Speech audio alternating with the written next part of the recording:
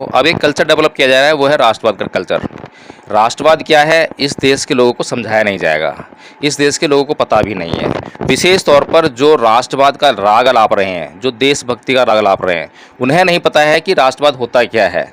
लेकिन वो एक राष्ट्रवाद का एक नया कल्चर डेवलप करने का प्रयास कर रहे हैं, जिसमें सिर्फ एक ही बात है, वो है कि हिंदू धर्म को जो मानेगा वो राष्ट्रवाद की परिभाषा में आएगा। जो जय श्री राम बोलेगा। देखा है कि डॉक्टर्स जो हैं गाय का गोबर खा रहे हैं, गौमूत्र पी रहे हैं, और उसके पीछे जो है विदेशियों को लेकर आते हैं, विदेशी चेहरे, ऐसे चेहरे लेकर आएंगे जैसे लगेगा कि विदेशी हैं वो जो है, और विदेश से आए हैं। और लोगों के अंदर एक मानसिकता पैदा की जाती है, कि विश्वास पैदा किया जाता है कि देखो विदेशी आकर भी इसको साबित कर रहे हैं।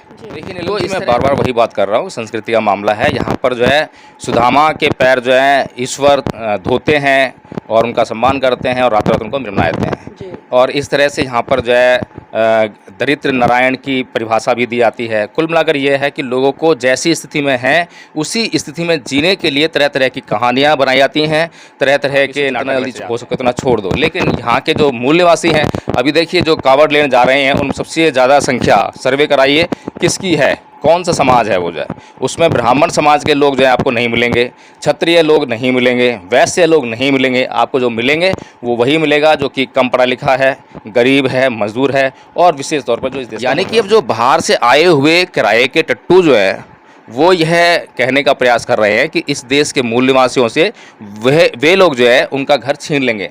लेकिन नीलम जी, इस सब के लिए अगर कोई दोषी है तो वो मूल निवासी ही दोषी है, जो अपने घर को अपना घर नहीं समझ पा रहा है और अपने घर पर जो दूसरे कब्जा कर रहे हैं उसके जो है उसको नहीं देख पा रहा है। और वो जो शिवलिंग स्थापित होगा उसके ऊपर जल चढ़ाने का काम करेंगे। वो जो जल चढ़ा रहे हैं, किसके ऊपर चढ़ा रहे हैं, वह चित्र किस चीज़ का है? क्या वह चित्र जो है मर्यादित है? क्या यदि उसको कोई भी व्यक्ति अगर न्यायिक दृष्टि से उसको देखने का प्रयास करे या पूरी दुनिया के सामने उसको पेश किया जाए, तो क्या इस देश के लोग जो संस्कृति का हवाला देते हैं, उस संस्कृति के लोग उसको न्याय ठहरा सकते हैं?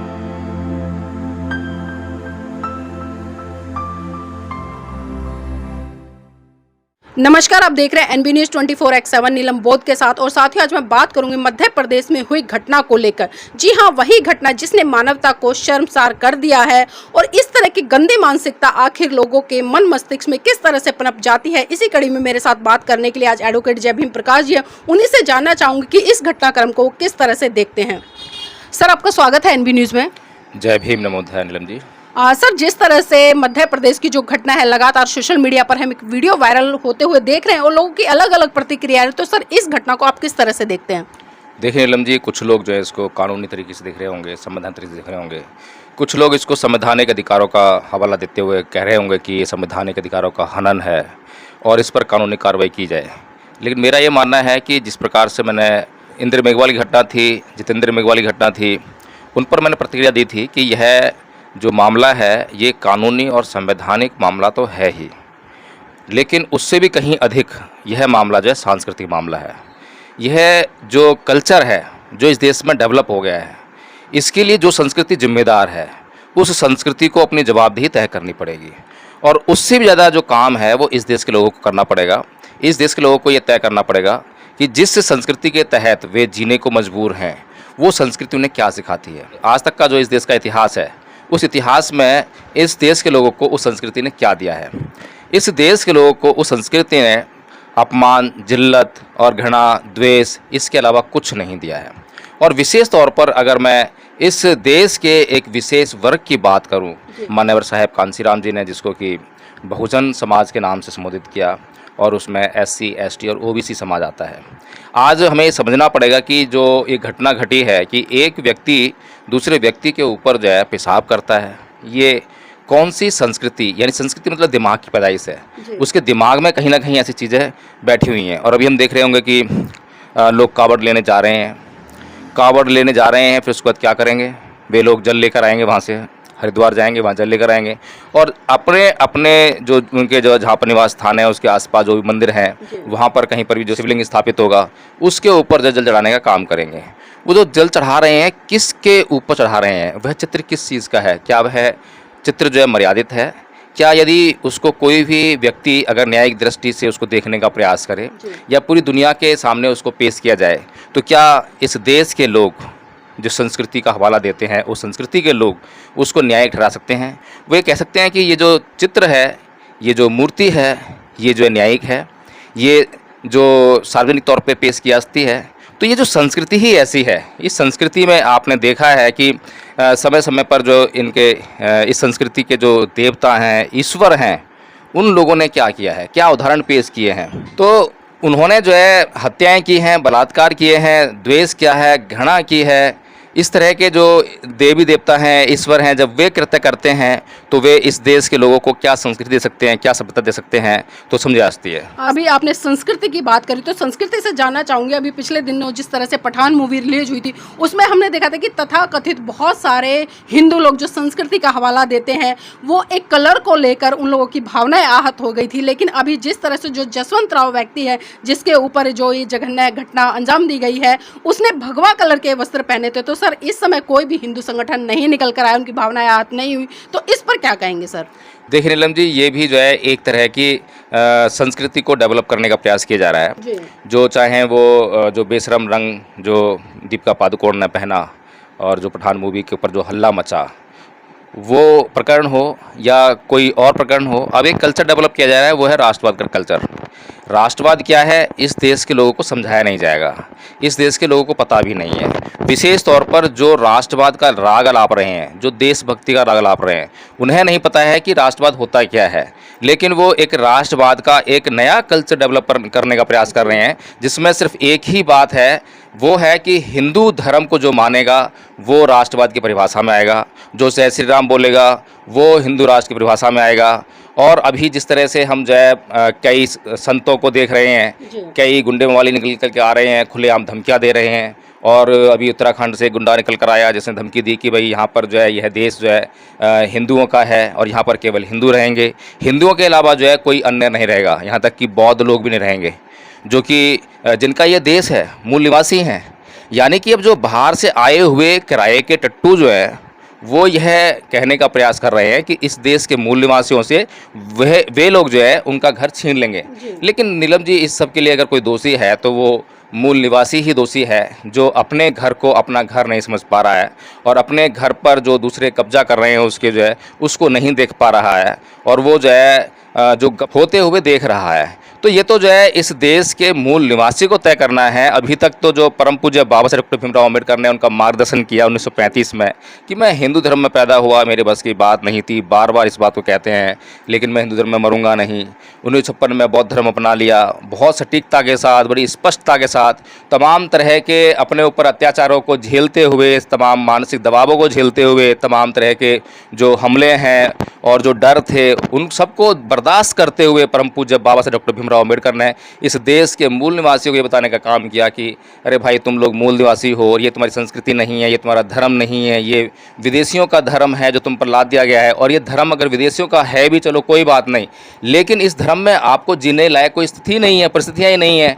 ये आपको जो है नारकीय जीवन देता है, आपका यहाँ पे जीवन जो है दुखों से भरा हुआ है, आपको किसी प्रकार का सुख यहाँ मिलने वाला नहीं है।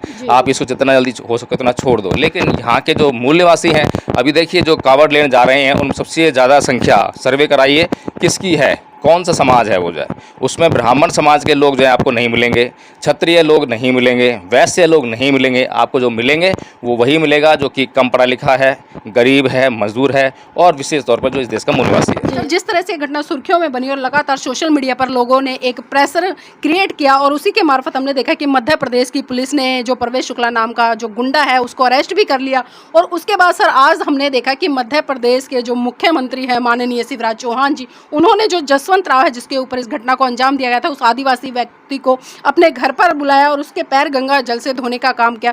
तो सर इस घटनाक्रम को किस तरह से देख रहे हैं, क्योंकि अभी मध्य प्रदेश में चुनाव आने वाले हैं?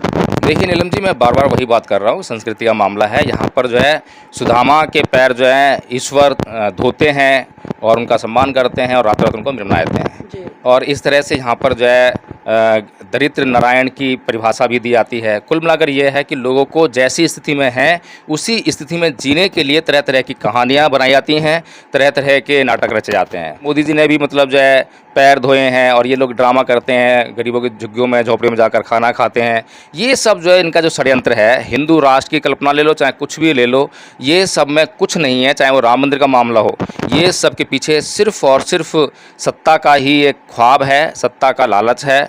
और उस लालच को पूरा करने के लिए येन केन प्रकारेण, और जो कौटिल्य ने इनको एक नीति पकड़ा रखी है, साम दाम दंड भेद, कुछ भी करो, चाहे अपने ही देश के लोगों को आपस में लड़वाओ, उनके हाथ में मारपीट करो, मारकाट करो, चाहे कुछ भी करो। अभी जो आपने जो गोधरा कांड में देखा, गोधरा कांड जो शुरुआत थी इस देश में इस तरह के हत्याकांडों को और इस तरह के वारदातों को अंजाम देने की जो है, तो गोधरा कांड में जो हुआ वो एक ट्रेलर था। अगर इस देश में ये जो सरकार है, मनुवादी सरकार जो है, और जो हिंदू राष्ट्र का राग आलाप रही है, और जिस तरह से अब जो नई संसद है उसमें सेंगोल की स्थापना कर दी गई है। सेंगोल यानी कि राजदंड है, और राजदंड का मतलब राज व्यवस्था से होता है, जो कि लोकतंत्र के एक विपरीत व्यवस्था है। तो अगर लोकतंत्र को धत्ता बताकर यहाँ पर राजतंत्र स्थापित किया जाता है, और उसी दिशा में ये लोग बढ़ रहे हैं, मनुस्मृति को लागू करने की दिशा में बढ़ रहे हैं। और 2024 का जो चुनाव है, अगर ये फुल फ्लैज जीतते हैं तो इनके रास्ते जो हैं धीरे धीरे खुलते जा रहे हैं। और सबसे बड़ी समस्या क्या है नीलम जी, कि इस देश के लोगों को पढ़ाई लिखाई से दूर रखने का जो है बड़ा भारी षड्यंत्र रचा जा रहा है, और ये उसमें कामयाब हो रहे हैं। आज अगर हम स्तर देखें कि पहले से ज़्यादा लोग ज़्यादा शिक्षित हो रहे हैं, पढ़ लिख रहे हैं, या नहीं पढ़ लिख रहे हैं, तो आपको रेशो मिलेगा कि पहले से ज़्यादा जो है लोग जो है अशिक्षित हो रहे हैं। अच्छा, वो जो अशिक्षा है वो और गंभीर है। पहले जो अशिक्षा थी वो अलग किस्म की थी, लेकिन आज की जो अशिक्षा है, जिसे हम कहें कि पढ़ा लिखा वर्ग भी अशिक्षित है, वो शिक्षित नहीं है, वो पढ़ा लिखा बेवकूफ़ है, पढ़ा लिखा मूर्ख है। जो बार बार डायलॉग हम मारते हैं कि ये धर्म नहीं धंधा है, यहाँ पढ़ा लिखा भी अंधा है, तो वो वाला शिक्षित जो है ये पैदा कर रही है सरकार जो है। और या तो मतलब जो उनको पढ़ने ही नहीं दे रही है, अगर कोई पढ़ भी लेता है तो उसके चारों ओर ऐसा वातावरण क्रिएट किया जाता है कि जिससे कि वो पाखंड और अंधविश्वास से लबालब हो जाए। जिस प्रकार से कि हमने बार बार देखा है, डॉक्टर्स को देखा है कि डॉक्टर्स जो हैं गाय का गोबर खा रहे हैं, गौमूत्र पी रहे हैं, और उसके पीछे जो है विदेशियों को लेकर आते हैं, विदेशी चेहरे, ऐसे चेहरे लेकर आएंगे जैसे लगेगा कि विदेशी हैं वो जो है, और विदेश से आए हैं। और लोगों के अंदर एक मानसिकता पैदा की जाती है, कि विश्वास पैदा किया जाता है कि देखो विदेशी आकर भी इसको साबित कर रहे हैं।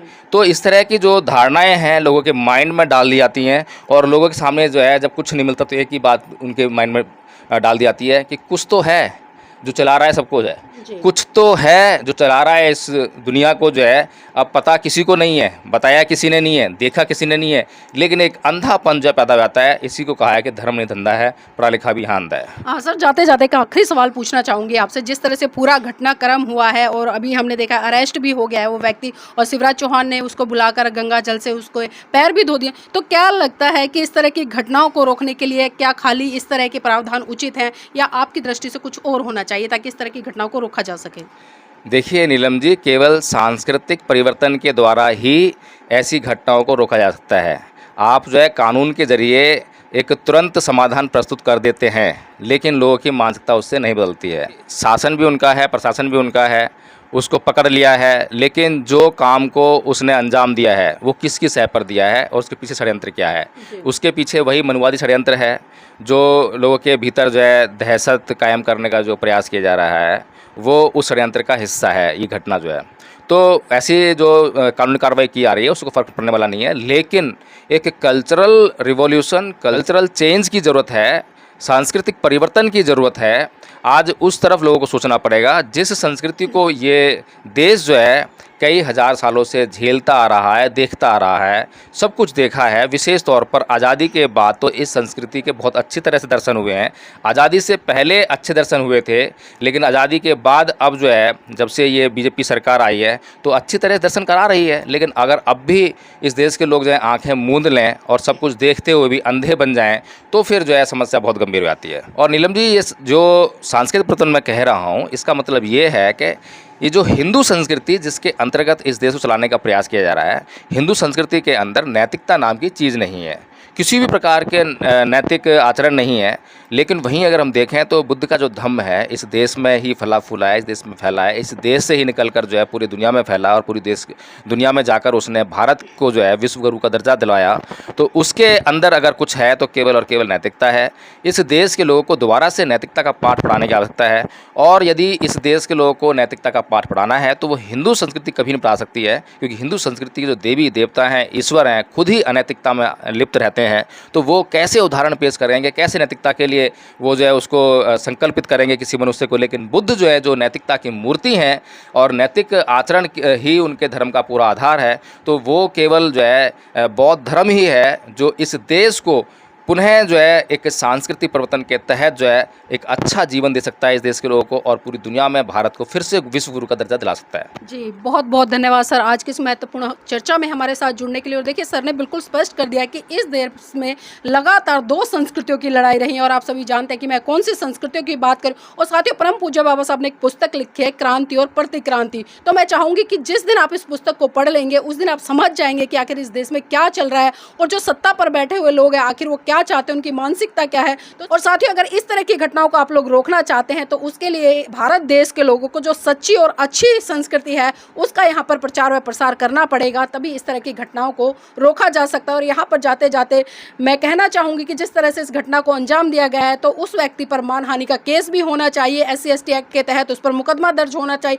और जो भी कड़ी से कड़ी सजा का प्रावधान हो ऐसे लोगों को सबक सिखाने के लिए आचार दंड संहिता के तहत उस पर भारी जुर्माना लगना चाहिए। और भारत देश के लोगों को अपनी सच्ची और अच्छी संस्कृति की तरफ लौट कर धर्म परिवर्तन कर लेना चाहिए, ताकि इस तरह की घटनाओं को रोकने से अंजाम दिया जा सके।